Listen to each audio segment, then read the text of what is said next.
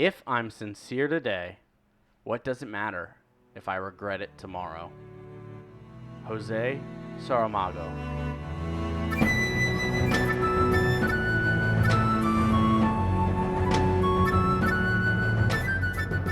Bending Not Breaking.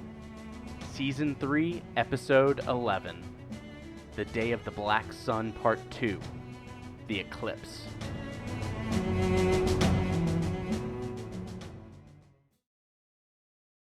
And welcome back to another episode of Bending Not Breaking. That was so See, I tried to come wonderful in really, and tame and really just I felt really warm as you said that.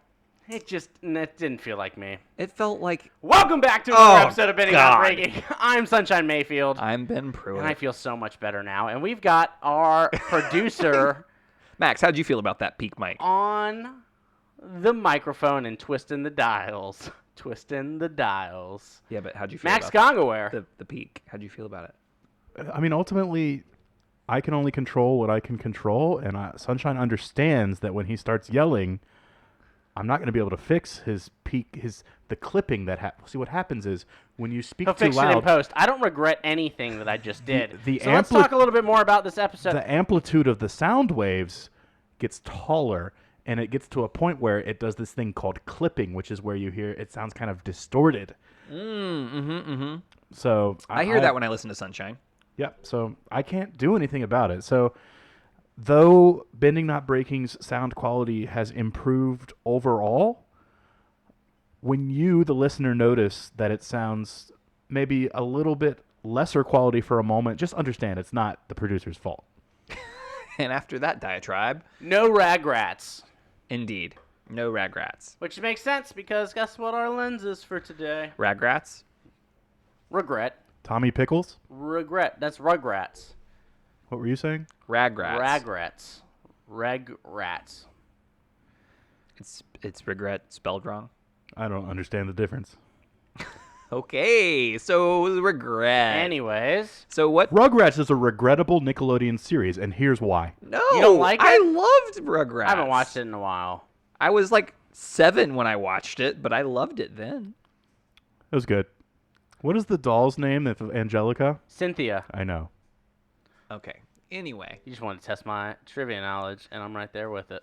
Great. I'm on it. Cool. Let's talk. So we got an episode, Day of the Black Sun Part 2, which on Netflix would still be Eclipse. It'd be episode 10. They merged 11. episodes. Yes, On Netflix it's episode 10. Yeah. It's Okay, the back cool. half. Cool. Because they merge it, which the DVD set does too. Yeah. But when you look it up on the IMDb, separate. Or on the Avatar wiki. Yeah, separate. Different things. Indeed. Different episodes. They are different. It's too long. Our show is already like an hour.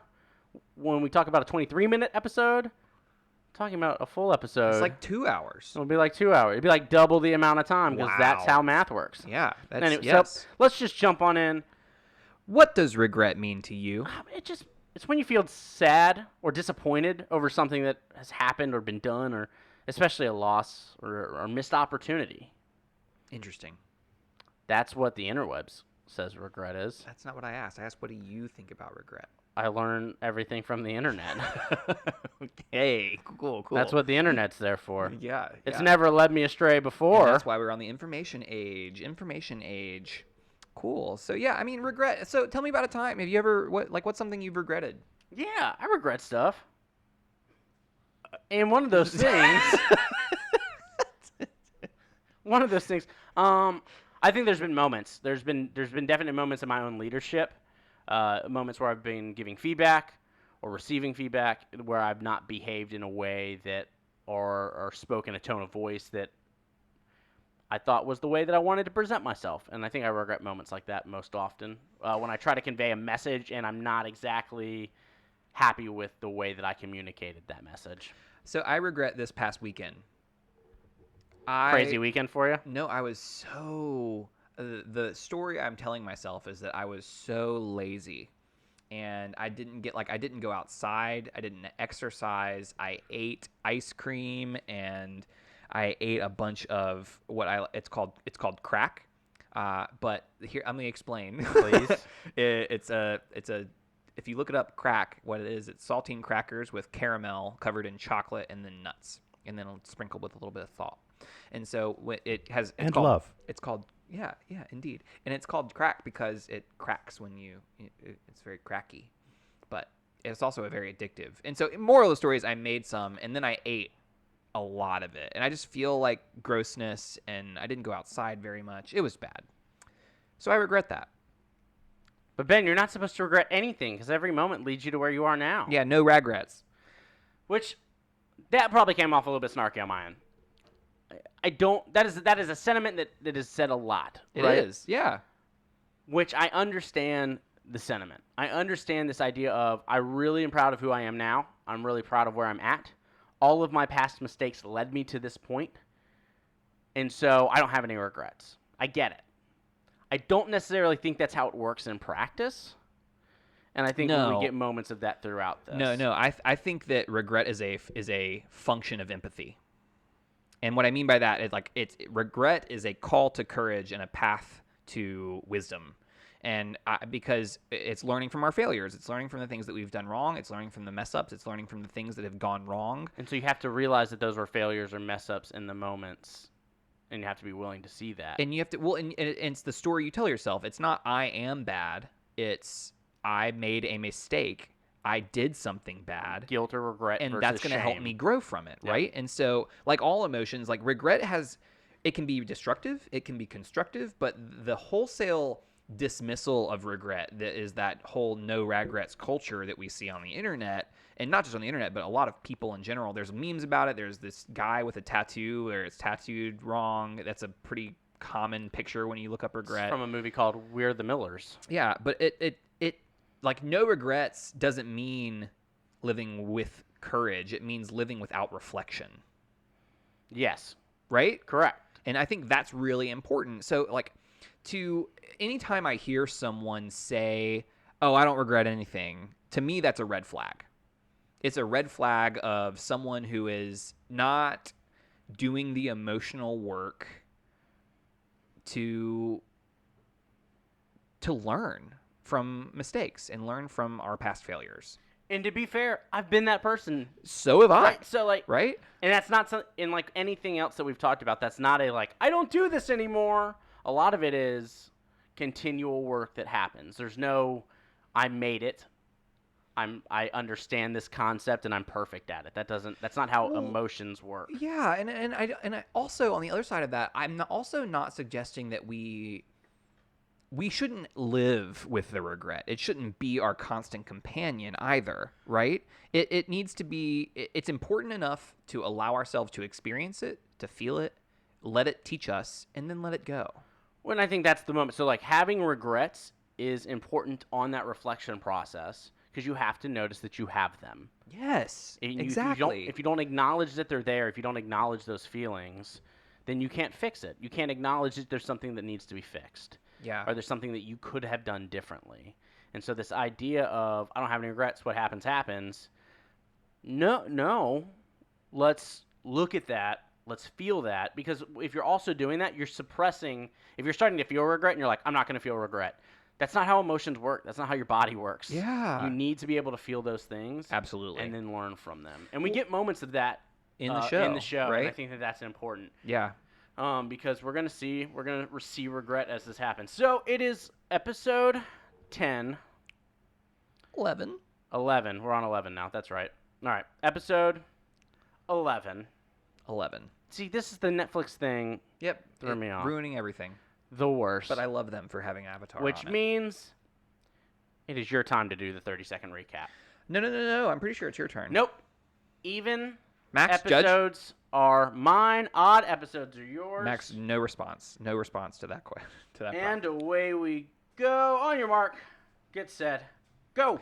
The battle's still going on. Aang is like, oh my god, no Fire Lord. Then he comes back and they're like, oh my god, Aang, why are you here? Oh my god, is the Fire Lord, like, gone already? And he's like, no, I couldn't 20 find seconds. him. And then he's like, oh my god, well, we can still find him. It's okay, we can go. They go with Toph. They go secret tunnels. They find Azula. Oh my god, Azula! And then Azula distracts them, and eventually what we see is Zuko 10. is confronting Dad, and he's like, this really heartfelt, beautiful message to Dad, and he leaves. And then, they don't ever 3, find, and then the 2, Water Tribe gets captured, and all 1, the Earthbenders battles Stop. and then Aang leaves.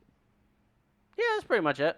A lot of fighting in this, but still a lot to dissect. Yeah, there's just some moments. There's definitely some moments. There are some moments. Just the entire moment that Zuko's talking to so Pops. beautiful. We got a lot to dissect. So let's talk about it. What's a moment for you where regret reared its head?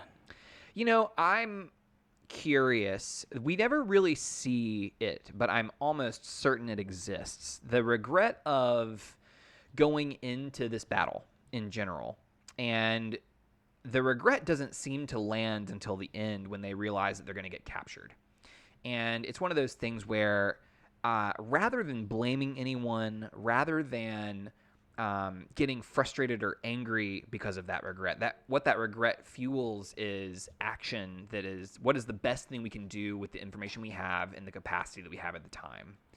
And I think that's a beautiful response to regret. Well, that's my opening quote, right? That was exactly what my opening quote is. If I'm sincere in it today, if I'm giving thought to it today, and I think it's the best move today, what does it matter if I regret it tomorrow? I'm doing the best with what I have right now.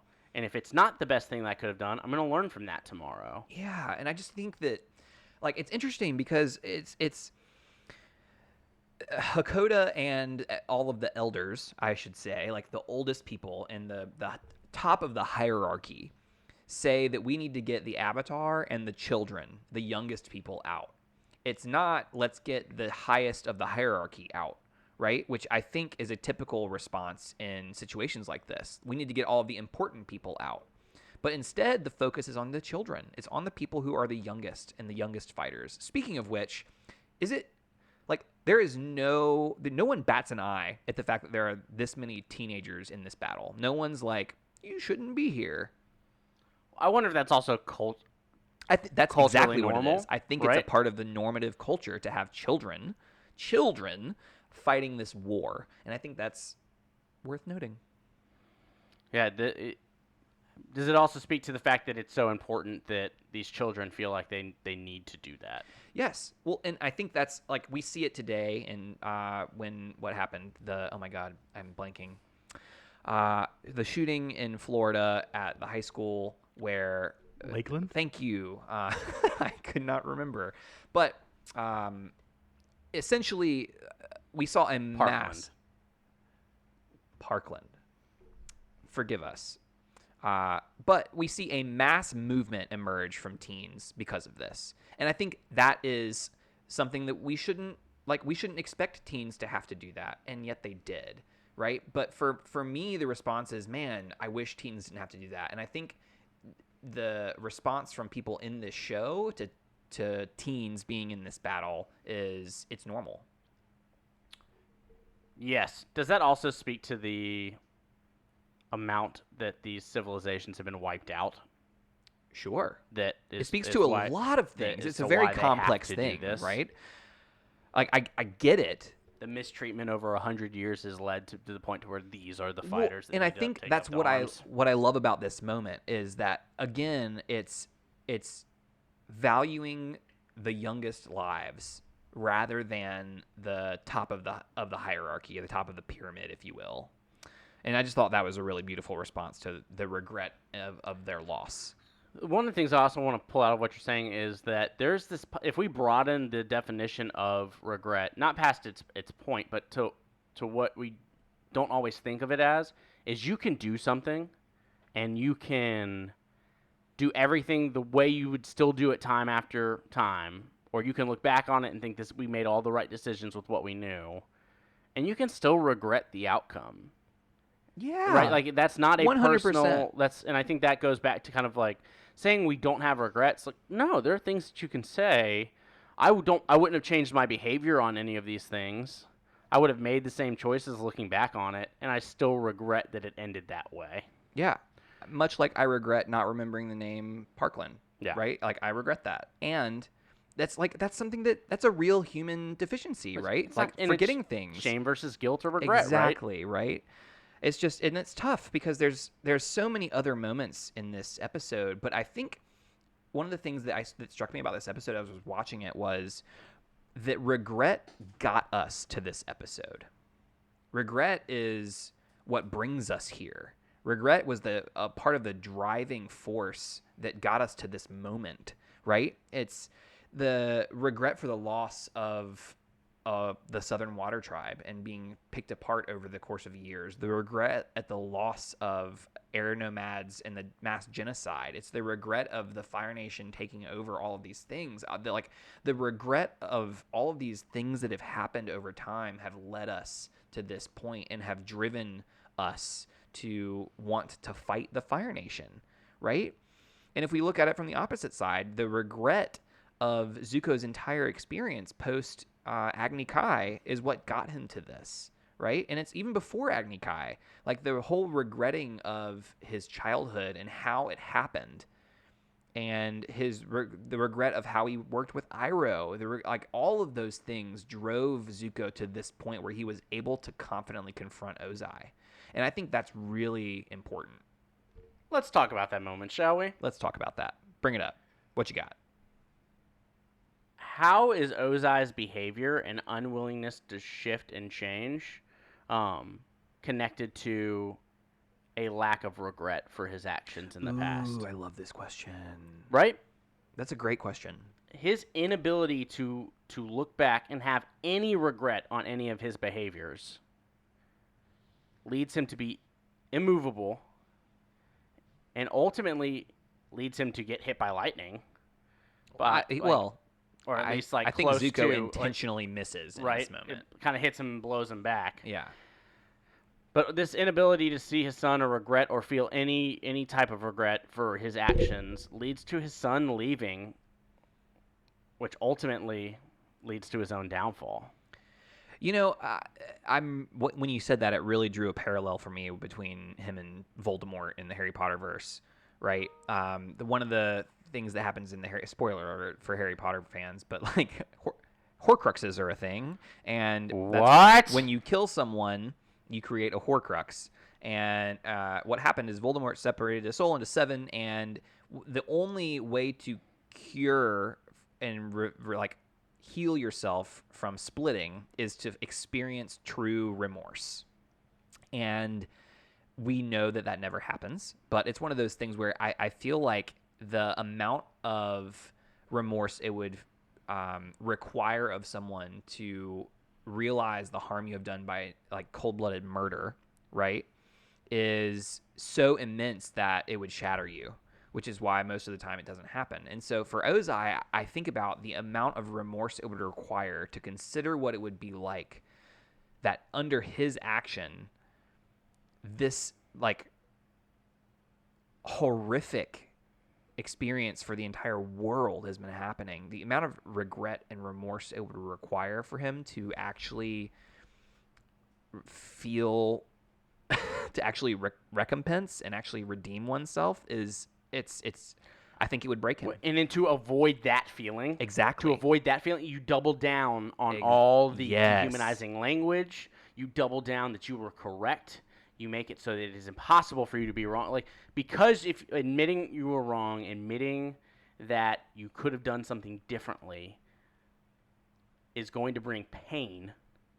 Immense, like unreasonable amount of pain. Instead of navigating that hurt and that pain, we double down to not feel it. Exactly. Right? And we see this here. I don't want to accept that my behavior hurt Zuko. I don't want to accept that I might have been a bad father and made bad decisions. I'm instead going to double down and say, no, I was teaching you things. If you didn't learn the lesson, it's your fault. Exactly. You're the traitor. Yes. You're the one who doesn't deserve to be here, and I get to beat you physically to prove that because now I'm justified in doing that. Exactly.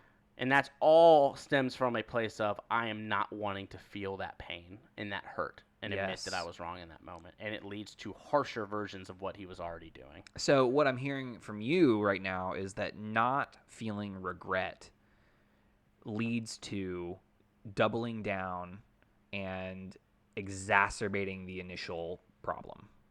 Based off of this scene, absolutely. Well, and based off a lot of analogies, like there's Voldemort was not the only analogy, right? I think that there are lots of things that our fans could send a voicemail about Uh, Yeah, it's therrpg@gmail.com. but they could send a voicemail about to highlight a comparison to another story, to another thing, where when we don't feel regret, what happens is we exacerbate the problem. You come to that crossroad and you have the decision: can I feel this pain? Can I feel this hurt?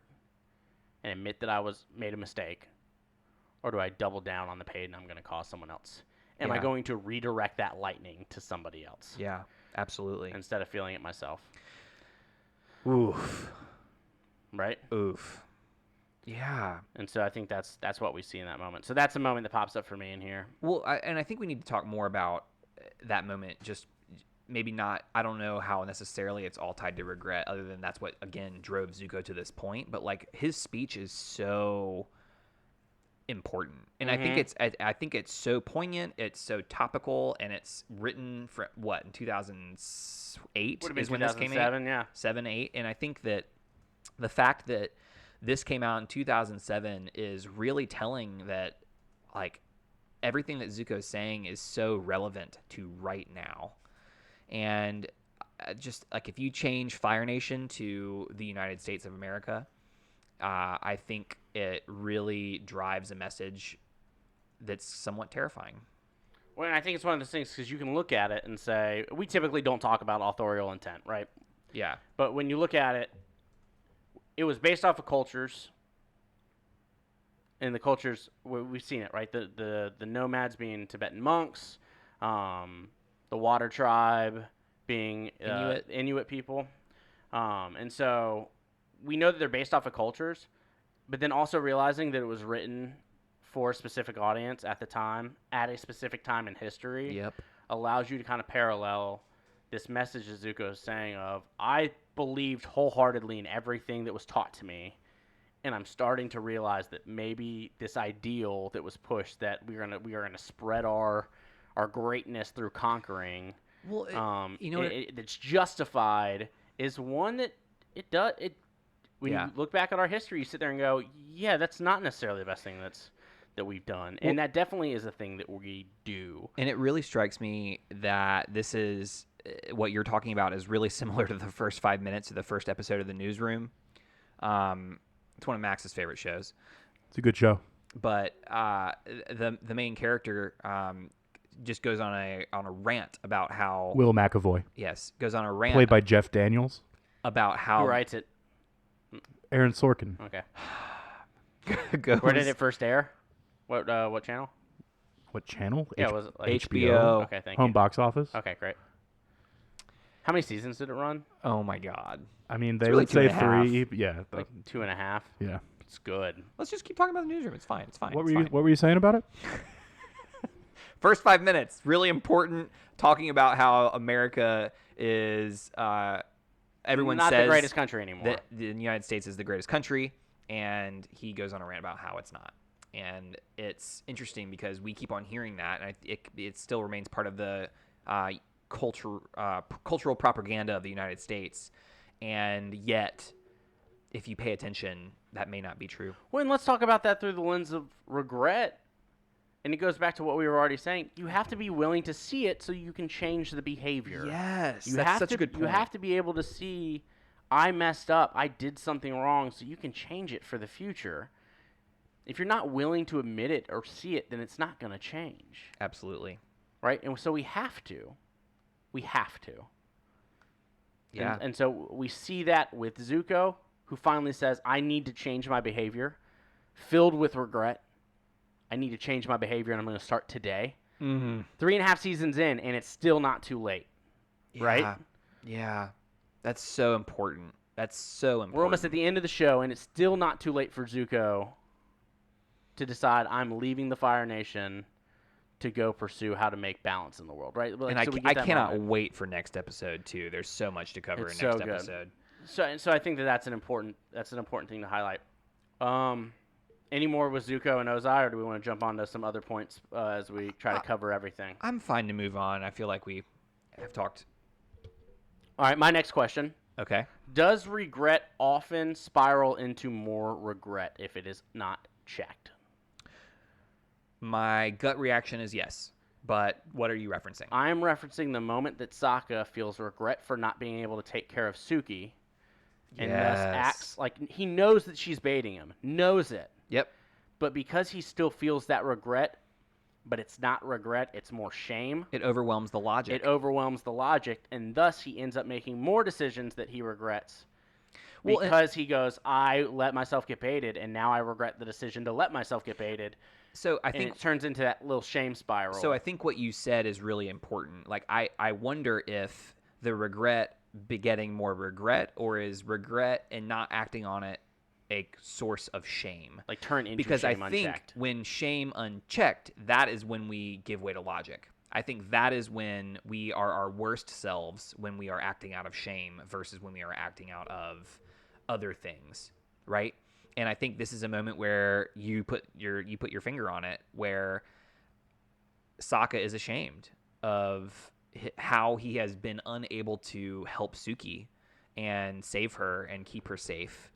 And I think that shame is important to highlight here. And I think it's partially because of his regret and inability to So let's help. talk about this. What are the tangible things Sokka could have done in that moment to not step into shame and to have navigated the regret?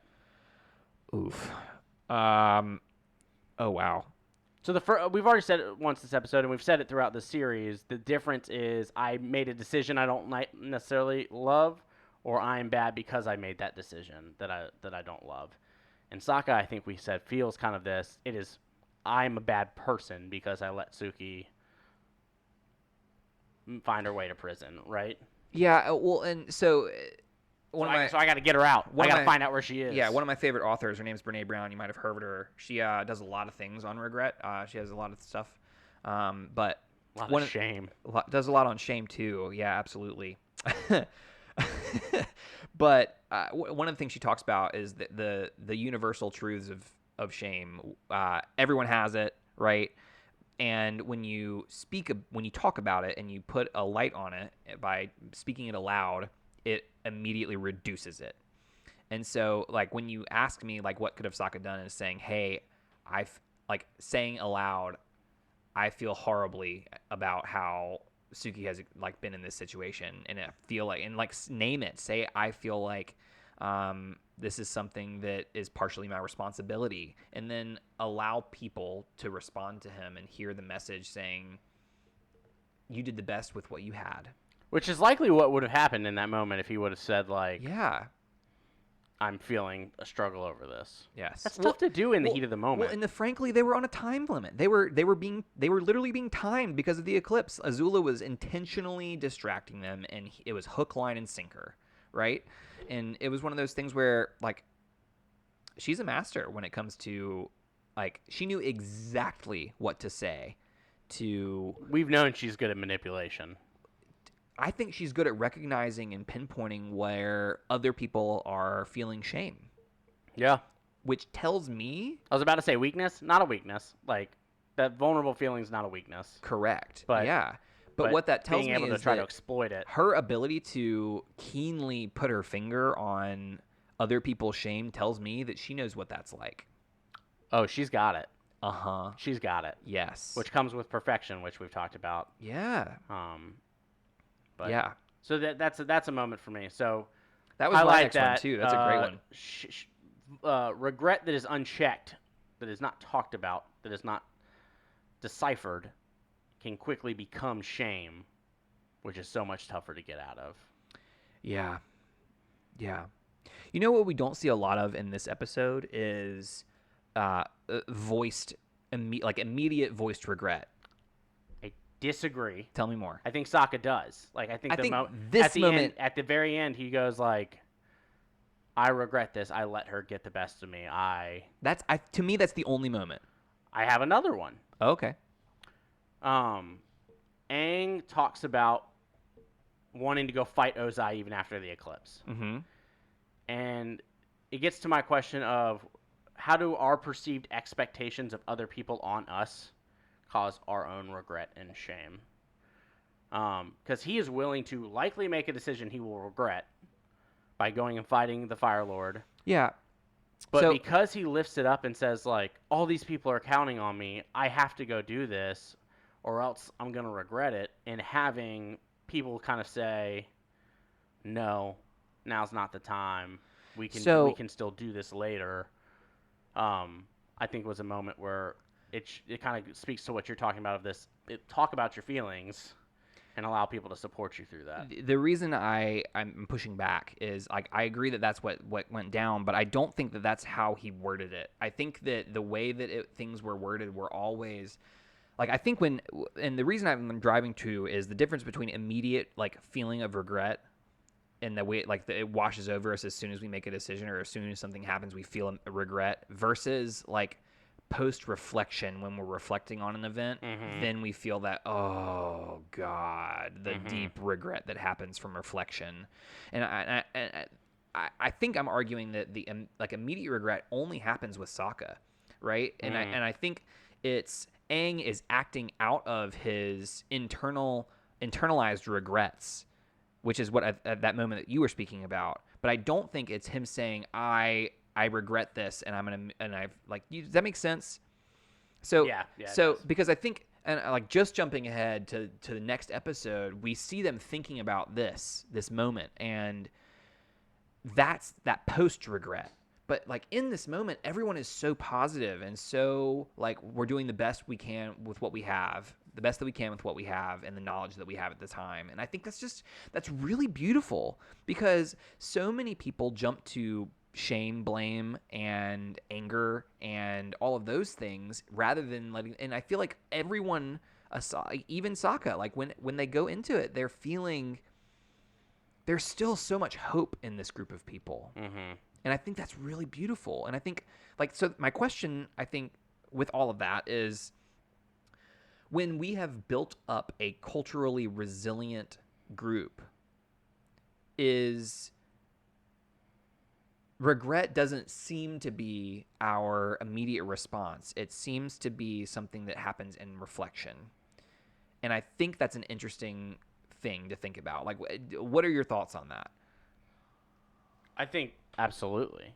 When we're talking about resilience, the way to navigate from those feelings of shame and how to get out of that and how does that turn into this reflection, how do you build that inside of a community? How do you build that culturally? I think you do that through modeling it. I think when you have, as Cricket said back, a couple episodes ago, this ability to have strong adult figures that model that behavior for you. Yes. That's a big part of that. And so creating a community where that is celebrated, where hope is celebrated, where it's passed on from person to person. And those are all things we see. We see those things valued from Hakoda. We see those things valued in this group. It's beautiful. And I think this is a lesson in how we can all be better about responding to things that are hard, right? And rather than immediately jumping to, and we can't control this, but I think that our culture and the way we value and teach and grow people can affect the resilience of how we respond to regret. Yeah, that's my thesis statement. Absolutely. Let's create resilient cultures. Yeah. Shall we? Yeah. let's try to do that. Can we do that? Goodness. We fixed it. Yeah. All right. So we're going to heal the world. And the way we're going to do it is we're going to cultivate resilient culture. Thank you for coming to our TED Talk. And every week. Any other big moments before we want to jump into devotion and gratitude? I have smaller moments, but we've hit big moments. This is a big moment episode. So let's just highlight some of the big takeaways of things that we've kind of talked about. This idea of if you don't accept that you need to reflect on regret, or if you don't acknowledge the things that you regret, and red flag, and to work to make changes to them, you are typically going to double down on hurting whatever you're doing next. Yeah. You have to be able to see regret as something that is a necessary emotion for us to feel as an extension of empathy so that we can grow and become better people. You have to be able to let it go. You want to get to a point where that's not a thing that you have to navigate,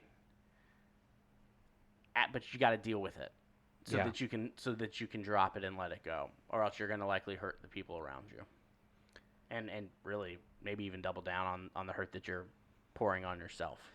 Yeah, and I think another takeaway is that when regret cultivates that shame reaction in us, the answer is not to hide it. It's to speak it aloud. You got to voice it. Voice it. If you name it, you can tame it. That's it. There it is. And then working by modeling that behavior to create a resilient Yes, absolutely. culture. Yeah, I think if I were to tie this episode into a headline, it would be Zuko is a beacon of excellence in demonstrating what it looks like to teach us how regret can change a person. Boom. Yeah. And then the takeaway that like it's not too late. It's never too late to change the behavior. And I like that's a bold statement because there's a lot of people, and I think so. Spoiler alert: next episode we're going to be talking about forgiveness as our lens. Yeah. And I think it's going to tie a lot into. I think it's going to tie a lot into this episode, and I think we intentionally kind of created that to be a response to this episode. And so when we have this regret, how do we get to a point where we can forgive? And it's interesting that I think that it's the statement that you made is that it's never too late. And I think there's a lot of people that disagree with that. And I really want to explore that next episode as we talk about forgiveness and whether we can forgive people who have done harm. Let's do it. Let's do it. But first, well, we got to take a quick little break. Yeah. And then we'll jump on back with our devotion and our gratitude. We'll be right back.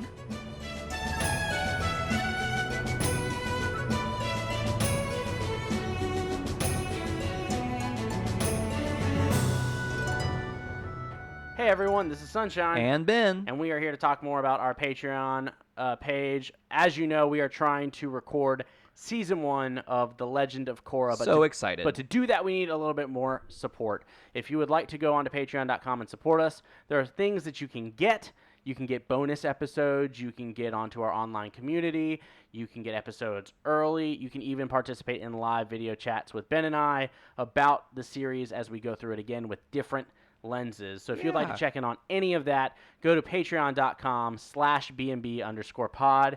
And also know that everything that gets donated, a portion of those proceeds go to a different nonprofit every single month. And our patrons get to vote on that. And you can do that in the Facebook community when you become a patron. Absolutely. And another thing that's really important that is we want to be just a little transparent about our, like how we're using that money is also we're hoping to hire a social media coordinator in the future. And we want someone that can help us ensure that we are connecting with you all as best as we can. And right now we're realizing that on top of our day jobs and school, for me, that it can be challenging to engage with social media in the level that we are engaging now. And so we're hoping to if you are interested in volunteering with us, we would love to have you in the hopes that once our Patreon allows us to, we hope to compensate you as well. Yep, and so our goal to be able to record Season 1 of The Legend of Korra is 50 patrons. 50. Is to get to 50 patrons. That's so easy. We can get there. We can get there so that we can record that. But it's not so easy enough for you to ignore this. We kind of need you to do it. If donating is not something you're able to do, just liking, following, sharing, rating, reviewing, doing all that fun stuff on wherever you listen to podcasts would be a huge help. And then just sharing it with the friends that you love. Absolutely. All right. Thank you all so much for taking this little break with us. Now back to the show.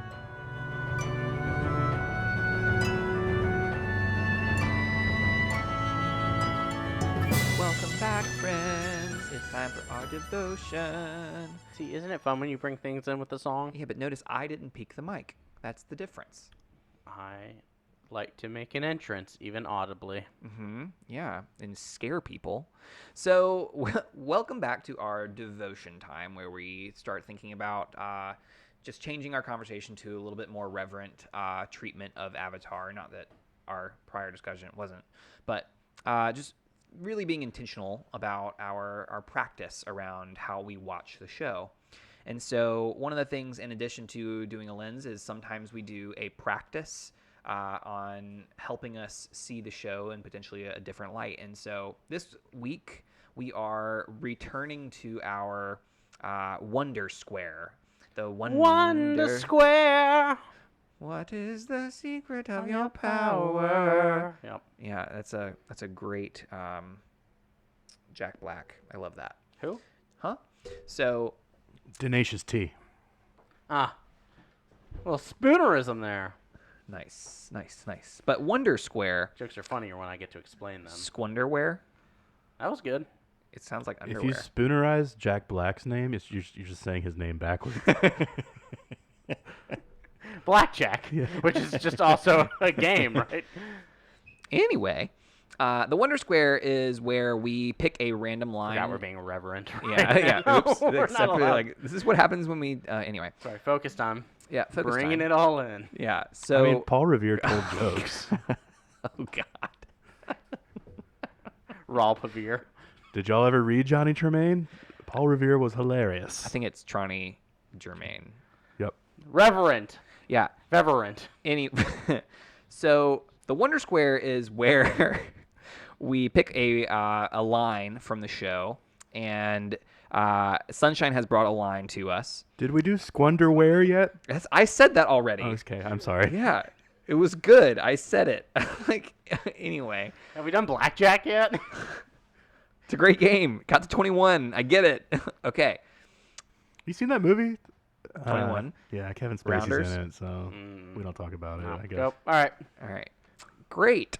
Edit that out. I'm post. regretting this entire segment. Wonder Square. The Wonder Square is where we pick a random line. Sorry, it's not random this time. Sunshine has brought a line, and Yeah, but you wrote it down. yeah, so I'm gonna read it for us. But and what we're gonna do is we're gonna think about that line from 4 different perspectives. What are the things that this makes us think about? What does this make us wonder? What does this make us feel? And then what are the actions? What are the things that this sentence makes us want to do? So again, it's what are the things this makes us think about? How does this make us feel? What do we want to do because of this line? And then what are the things that we wonder about? What does this evoke in us? And what is the X factor that comes from thinking about this line? And so Sunshine picked the line from Toph in the middle of the show where Sokka has just felt a little bit of regret, where we talked about this scene earlier. And she says to Azula before this, "I'll be able to tell if you're lying." And Zula's a really good liar. Azula, we find out, is a really good liar. But she says, "I'll be able to tell if you're lying." And what we're going to do is we're now kind of going to go through these. And so what are the things that this makes us think of? It makes me think of the way intimidation is kind of used. I first comes to mind for me is scenes in movies or like cops trying to intimidate a suspect. Ooh, I like I that. can tell if you're lying, so you better tell me the truth. You know what it makes me think of? Survivor. Philip on Survivor. He was a common or like a Federal well- agent. Yeah, well-known character from Survivor. And I say character intentionally, but like he's a person who was like, I'll be able to tell if you're lying. I was a federal agent. I knew all these things. And there's other people on Survivor who come on and say, I'll be able to tell if you're lying. Typically, all people who try to like work in Justice Department type Yeah. roles. Interesting enough. Yeah. And usually they're not right. Yeah, it's typically used as an intimidation tactic to create a power dynamic. Exactly. Yeah. It's not necessarily meant to The be. thing is, in this case, Toph is like, she can tell when people are lying. We learned that she can't tell when Azula's lying, Right. but it's interesting. It's interesting, like, spoiler alert for Korra people, that she becomes a cop, Yeah. right? That's an interesting alignment that all of those things happen to align there. What else does this make us think about? I don't know. I provided that answer. It's your turn. Oh, you talked about Survivor. Ugh. So when I think about lying in general, right, I think about I'll be able to tell if you're lying. I think about the times when I'm lying, and sometimes lying is I genuinely believe that it's the right move, and sometimes I genuinely don't. Or you know that it's not. I know or that you it's know not. that you're like being misleading on purpose. Yeah. For For the point. sake of comfort sometimes, right? For the sake of winning. for the sake of. And I think that when I'm lying for the betterment, I'm more confident in my lie versus when I'm lying for out of discomfort, I'm usually less confident, which is interesting because Azula is very confident, and I wonder if that's playing a role here, if she thinks she's more confident because she believes what she's doing is right. Or she's confident in the ability to tell a lie and not have it like jolt her heart rate. I think that that's more likely, but Yeah. like, yeah. So, okay. So we've thought about how does this line make us feel? What are the emotions? What do you feel in your body when you hear this line? I'll be able to tell if you're lying. I feel like it feels icky to me. Describe that more. It feels. I deeply associate that with trying to intimidate, to shift a power dynamic, and to create a power struggle of I'm the dominant force here, and creating that dominance, and that doesn't feel good to me. So when you hear that, do you feel yourself shrinking or do you feel yourself expanding? Because that might be like for me, I feel myself shrinking, but for you, you might be in a place where no, you don't get to say that. I'm going to puff up. Right? I think it depends on where I am, and I think that depends on who's saying it. And I think what's the context around that, because all of that shifts. We talked about that during the Runaway episode. The ability to call people out or to like puff up, and what's the power dynamic? Am I going to put myself in harm's way if I puff up in that moment? Yeah. And does that make me less likely to do it? Interesting. From the outside, like if I'm an outsider, like I'm watching that from a window, it's yeah. Yeah. You know what I mean? If someone's saying that to me, if I feel confident, if I feel like I'm in a safe spot, it's like okay, sure.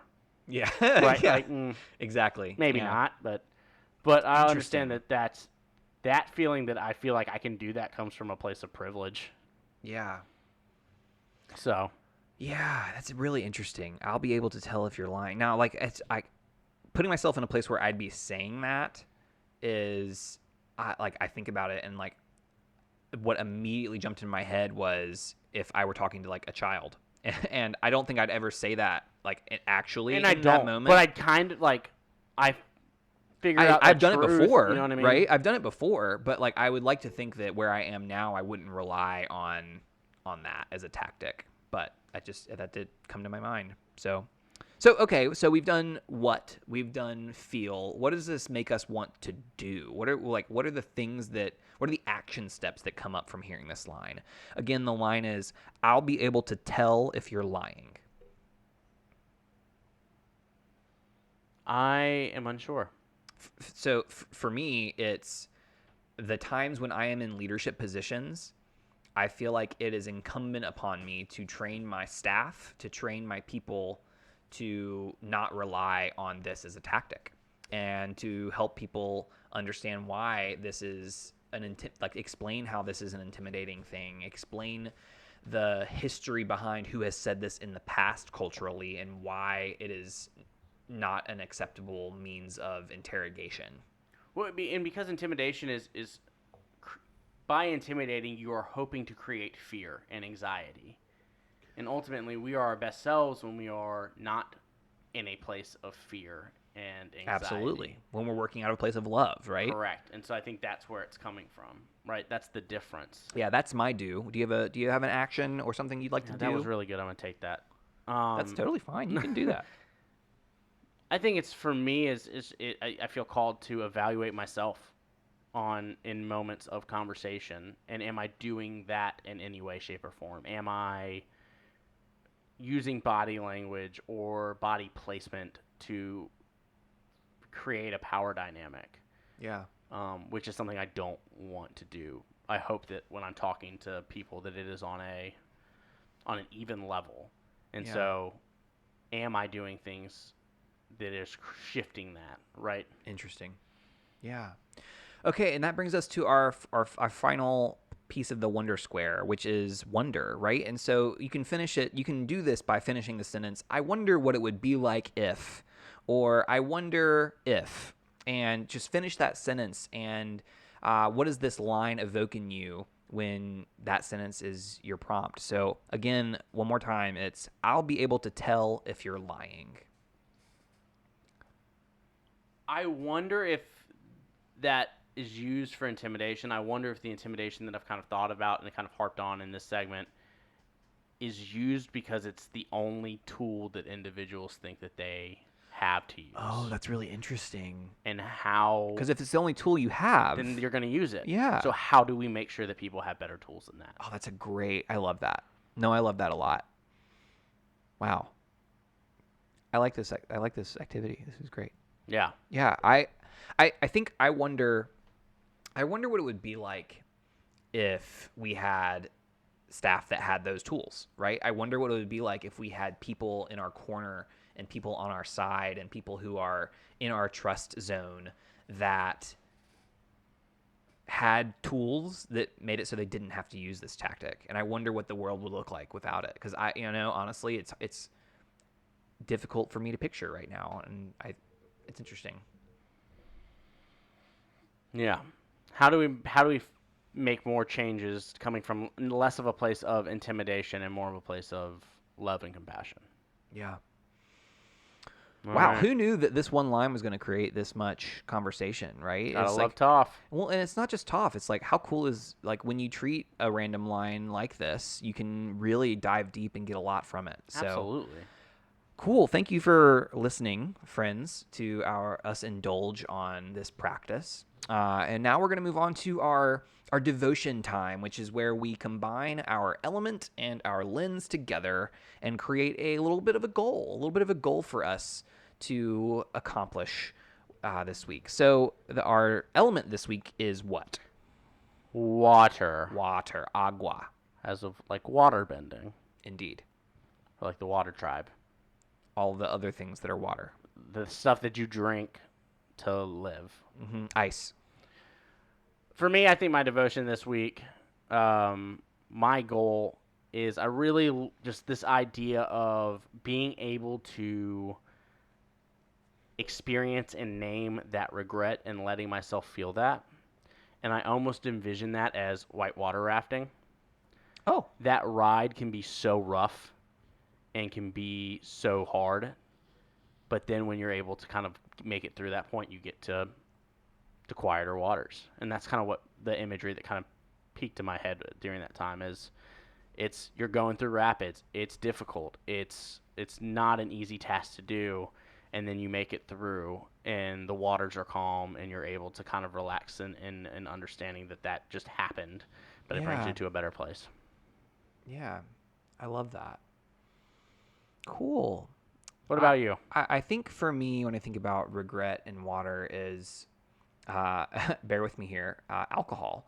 So a lot of times what happens when we become thirsty, and you can metaphor that into being like sometimes we feel like we need nourishment of some kind, and we take an action, and we take the action that we think will help us. And sometimes we seek to numb with alcohol. And one of the things that we do is we will drink, and we think we are satiating, our body thinks we're satiating that thirst, when in actuality we are making ourselves more thirsty because alcohol makes us more thirsty, right? And so instead of drinking water, which is what actually helps us. And I think about how regret and holding on to regret is like drinking alcohol but never drinking water. And holding on to it is like continually like draining our body to where we are so dehydrated and where we're unable to live, right? Effectively. We start in our body starts responding. We start getting headaches. We have it like quote hangover experiences, right? And I think that's kind of what holding on to regret is like. And No. I want to make sure that when I feel that regret, it's yes, I drank the alcohol and now I'm going to drink water, right? And so for me, it's thinking about being intentional about what I'm putting into my body and being thoughtful, because as I said at the beginning, that ties really well. As I said at the beginning of the episode, I was feeling really lazy this past weekend, and a lot of that has to do with what I was putting into my body. And I think I can do better by drinking water and drinking water intentionally. Yeah. I was not hungover this weekend, but like Drink more water. drink more water is Yeah. the takeaway. Drinking water's a good thing. Max, you got anything you want to add? Not at this time. All right. Let's jump into some gratitude real fast. Ooh, I love that. Who are you grateful for? I'm grateful for Tyro. Ooh, remind us who Tyro is, because I don't think Haru- everybody that's will remember. Haru's father. Okay, good. To be able to have been imprisoned the way he was, Yeah. and knowing that it's going to be hard, he says it. He goes, "This is going to be hard," but he knew that he could do it. He shouldn't have to, but he knew that he could, and he was willing to kind of give that hope to the kids as they were on their way. But his ability to kind of be like, I can step up and lead. I know how to navigate this. I've done this before. Was something I just really admired, and so I want to lift him up and be I just grateful think for Tyro. that's so beautiful, because I didn't even think about that. I navigated You this know? pain before, and I can help other people do it in a better way, and I think that that's Yeah. really lovely. So yeah, Yeah. gratitude to Tyro. I love that. So, okay, I think I'm going to be choosing the obvious answer here for females that stand out. Mhm. And I think that's Toph, Yeah. right? Love Toph. I think that Toph is...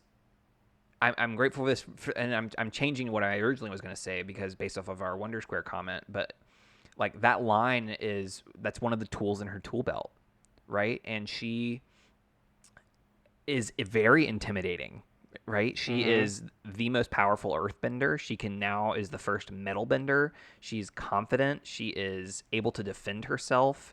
She is certainly intimidating, and it works for her quite often. Mm-hmm.